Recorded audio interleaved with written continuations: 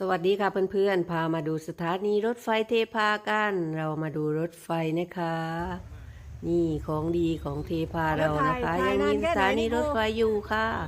บางอำเภอบางที่บางจังหวัดมีแต่รางรถไฟแต่บ้านเรายังมีรถไฟวิ่งอยู่นะคะเพื่อนๆใช้งานได้อย่างดีโอ้รถไฟมาแล้วโอ้ทางโค้งนะคะเพื่อนๆเข้ารถไฟตรงเลี้ยวไปนะคะอย่ามาตรงที่พวกเรานั่งถ่ายคลิปกันอยู่นี่ค่ะเพื่อนๆรถไฟ